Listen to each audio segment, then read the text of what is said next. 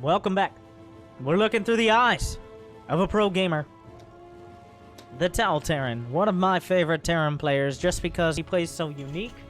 He has a different set of styles and decision making than most, but he's still up near the very top. Storm Gaming's Gumiho. He's up against another Korean Grandmaster teammate as well, RNK, who I don't know if that's an alias for someone, but this is for one of Wardy's tournaments, so at least a couple $100 here on Good. Now I haven't watched the game, but what I'm going to be doing is, well, a matchup I'm struggling in right now is Terran versus Zerg. Terran versus essentially anything, but specifically Terran versus Zerg. And I found at the higher level, like Diamond Plus, the best way to learn is watch essentially through the eyes of a better player. See what they see. This is not a metaphor. Literally. Like, we're watching the camera of Gumiho. You can see what he's selecting. You can see what is in his vision, what he's prioritizing, hotkeys, stuff like that. And get an idea of, oh, does he see pull first? What does he do? How does he respond? Or in later game situations, stuff like that. Because sometimes when you're casting or just watching a replay normally, you see everything. You're like, well, he obviously saw the Baneling nest or something like that, but maybe he didn't glance at it, even at this level. Already 2 gases relatively early. Thank you, SW. Swigny, for that sub. But 2 gases early on. While he didn't go gas first, he's not SCV scouting either. So he's going to want to get at least 1 factory. I don't know if we'll see the addition of a second, but getting this much gas after... wait a second, I need to go back. I talked over... While I was talking, I got distracted from... Oh, it was a 1-Rax expand. Okay. So he went no gas into expand early, which essentially negates the power of going pull first. Now, not that he knows his opponent is, but a lot of players will go pull first to try to be sneaky and maybe delay a command center. Now I have your attention. The command center is quicker, but he's made up for the lack of gas by adding 2 on. So it's just a different way to get to a similar place that you would with a standard Reaper expand. But he's able to get the command center out significantly quicker. The overall cost, he's going to have less mineral income for a bit. But as long as you're not getting super early pulled, it pays off. It's actually a pretty clever way to do it. Thank you, Yin Yang Border 23, for that sub. Command center upgrade complete. First Reaper comes out. Now, you've got to be... Notice he dropped a mule in his main, and his second mule, and his mule from the natural at the main. This is because he doesn't know what his opponent is doing. He doesn't know what the Zerg is doing. There could be lings coming, and if he drops mules, a lot of the time it's customary to just drop mules on your new base, so you don't mine out of your main as quickly. So since he didn't know if there were Zerglings coming, he drops them in the main, he plays it safe, and the Reaper is staying close to the chest. It's staying near home, well, exactly what it did right there. Snipe off those Zerglings. This is a calculated risk, obviously. He could be getting Bane busted or Roach all in, but it's, especially if he hasn't been attacked yet, somewhat likely he's not. This is a gamble, though, and in that, if you do this build, sometimes you're just gonna die. Like, there is a not insignificant chance, and Gumiho's kind of accepting, like, well, if he has 8 roaches show up right now, I'm super dead. But if he doesn't, then I'm way ahead. Good. Potentially way ahead. Who knows how greedy the Zerg has been yet. We have the production tab up. We can get a little idea, because we're not in the game, of what the Zerg is doing, but we don't see what's happening. We know that Gumiho hasn't seen anything either. Thank you, Thunder Dan.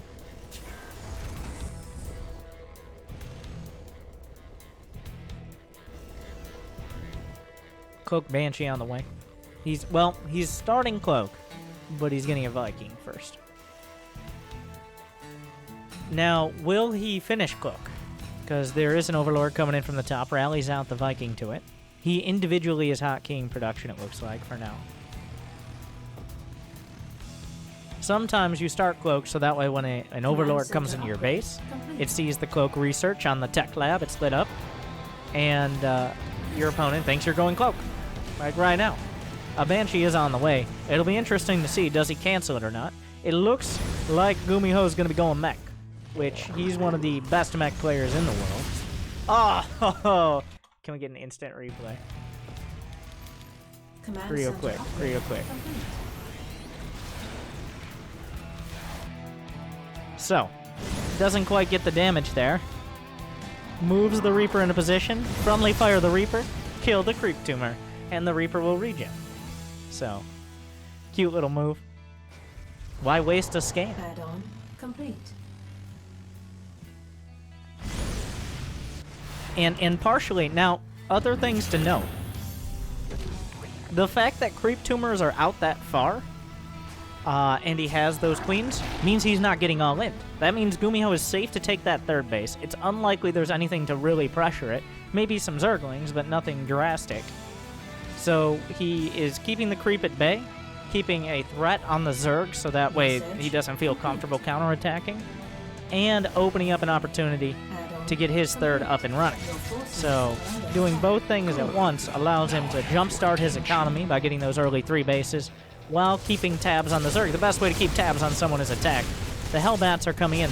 He wanted an armory anyways. He's already getting the armor upgrades. Some Zergling, a single Zergling got into the main. That's a lot of queens. Is this going to be a Thor drop? Oh my god, that one Zergling is a real hero. There are a couple different varieties. Gumiho's a big fan of the battle mech. He's pretty much the best and creator of the battle mech style. Battle mech is not sit back with 14 turrets and planetary fortresses and go for a bunch of siege tanks. Battle mech is get up in your opponent's grill and pick off what you can. Very mobile units like Cyclones and Hellions and Banshees. So it's a very different, it's a lot closer to your bio tank style, or your bio mine style even, than your standard turtle mech. Now, Gumiho's seen a lot of queens. A lot of queens. So he knows there's not a big push coming right this second. It's very unlikely he's going to be walking across the map with the queens. He's already seen some Evo chambers as well. There's a lot of creep spread. It's not some sort of all-in, or he would have seen another level of tech. The risk here is, if there is some sneaky tech switch he wasn't really expecting. Cyclones are okay, but if 15 mutas come out, he's in trouble. There is a Spire on the way, we see that, but will the Spire be used for mutas? If he had a quicker Spire in like 15 mutas, a lot of this is just gambling from Gumiho. Calculated risk. It's like he's playing poker, not blackjack here, okay? You can tell how much I gamble. I try to limit my gambling to Dota, Auto Chess, and PvP, okay? 10 mutas on the way. He's already got some turrets just as a backstop in case he does get surprised. The Cyclones are good against mutas, but until they get their upgrade, aren't that reliable against like double-digit mutas.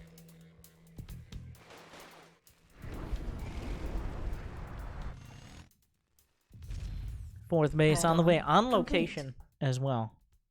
That's a bit of confidence there. And the reason he's going for the armor upgrades is they apply both for ground and for air, as opposed to the weapons. And what the units he's building, don't really rely on direct damage. Hellions, when they have blue flame or their Hellbats, do a lot of damage of their own right. They just need to survive. Cyclones, a lot of their damage is spell damage in the form of lock-ons. So what that means is weapon upgrades don't get the use that armor upgrades do. If these units survive and they're able to use their abilities and weapons, that's already a big benefit. So that's why you'll usually see players go for the armor upgrades first. Another unit, Thors. Thors hit really hard. So even when they do get their weapons, it's not a significant difference in how quickly they kill units. But having those armor upgrades, especially against things like Zerglings and Mutalisks that attack quickly, but don't do that much damage per hit, it gives them a lot more survivability.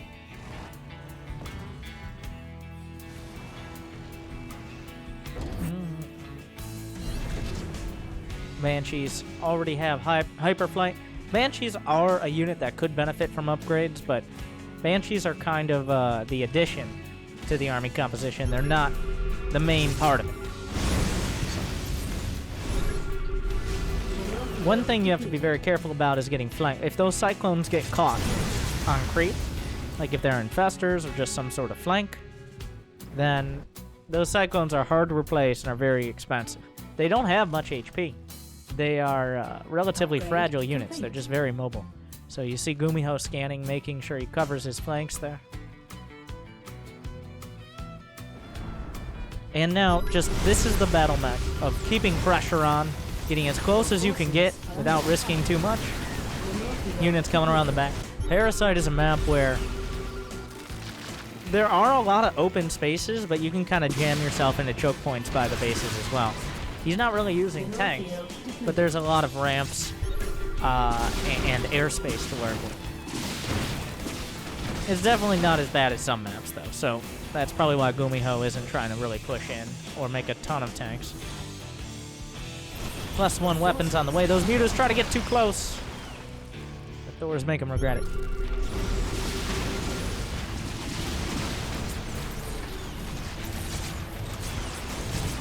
Some lock-ons coming out.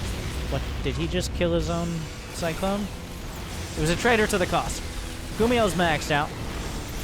The tanks are coming up, the lock-on's coming through. Splitting against the banelings. The tanks doing some decent damage from the back. A lot of the cyclones are down, but now the tanks are here, and they're gonna abuse this location. He's constantly kept control of the creep, so that way the tanks can kind of just step up to the front door.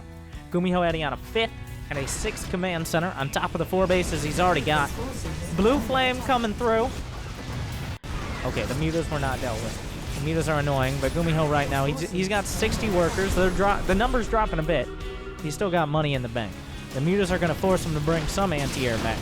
There's no reason to base trade in this scenario when you have this much production, when besides mutas, there's nothing really counterattacking. He's already killed a base, forced out a ton of units, killed some drones. There a lot of lower-level players have a tendency to, well, if something goes wrong, if something, like, you lose a lot of workers or your base is under attack, you're like, ah, fuck it, let's go. And unsiege all the tanks, bring the Thors, and go across the map. But there's really no reason to do so and give up your advantage. And the advantage right now for Gumiho is that RKM, the Zerg, has to keep responding to him. Now I have your attention. Even when the mutas come out and stuff like that, that's really the only moves he can make that keep Gumiho off his back. So if you're Gumiho right now, well, ideally, does he know about a hive? I'm going to go to his vision real quick. He actually hasn't looked in the main at all. I think he'll look for it one way or another here, because the big threats are a big swell of Broodlords or a bunch of Vipers at this stage. He's already getting some more Starports.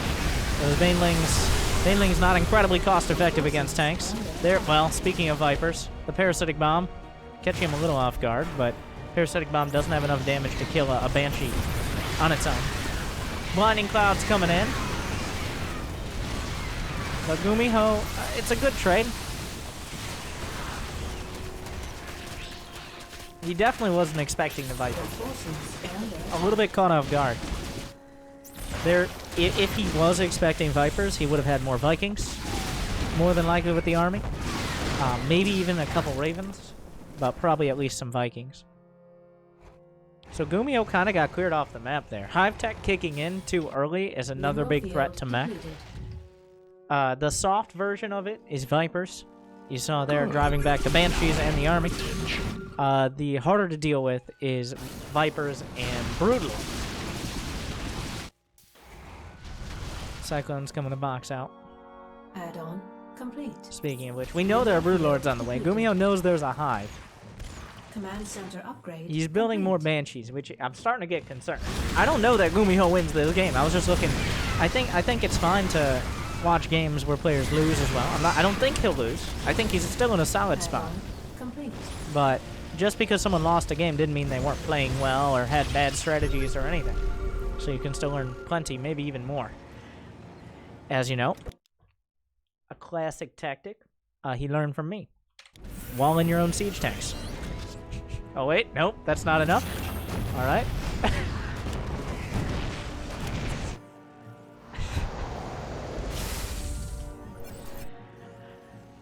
Learn from the best. Mineral field upgrade complete.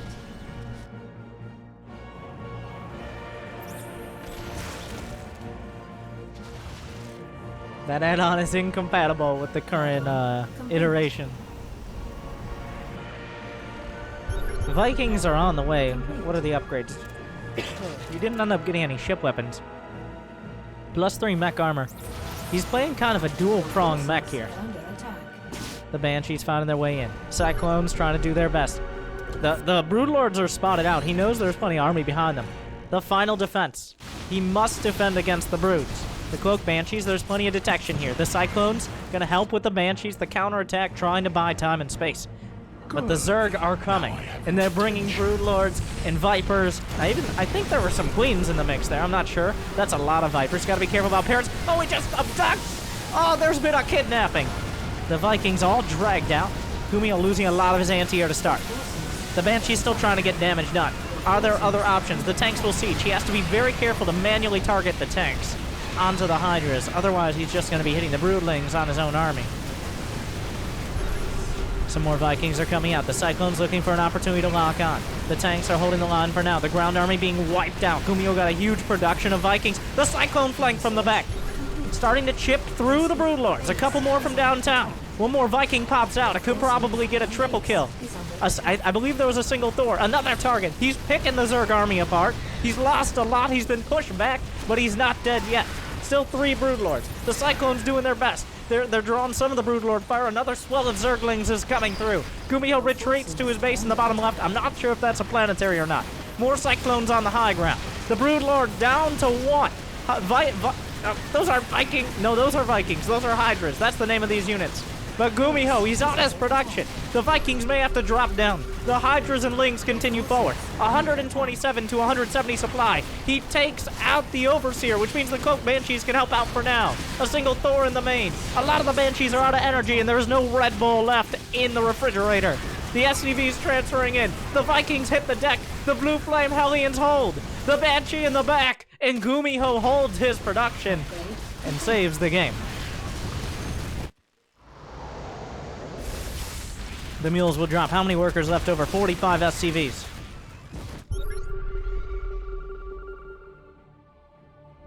Gumiho holds. But at what cost? He killed all the Broodlords. All the Vipers. The one benefit of the type of mech army he is building is he is also... he is not as reliant on power units as some mech armies are. He has upgraded Cyclones and Hellions. He has upgraded Banshees, so losing a few of those can be more easily replaced than, say, Ravens, or a huge amount of tanks, or Liberators. So, the Battle Mech, its weakness is its potential strength, but that's also the benefit, and makes it easier to rebuild. But Gumiho got pushed all the way back. The thing is, he lost very little mining, and he didn't lose his production. So he still has income. He might even have more income, the beauty of mules. And he still has the ability to build units. Depleted.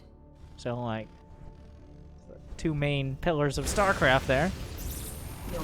The triple lock, quadruple lock, I don't know exactly. Zerg gonna have to retreat from the base. Now, remember, there was a counterattack of Banshees earlier, or Cyclones, or both. I believe there was both. Oh, and the base he took out on the left side. The Cyclone's the real MVP. Cyclones and Banshees both sniping bases, keeping things intact. Why is this base here? Gumiho doesn't know, but he's happy he found it. Gonna chase down the drones. The drones being roasted, and suddenly, Gumiho held, and not only held, but in reestablishing these bases, well, he's realized now he's limited RKM to only 1 or 2 fresh mining bases. So they're on kind of even footing. And the supplies are starting to even up. And he's rebuilt that army. He can still be very cost effective.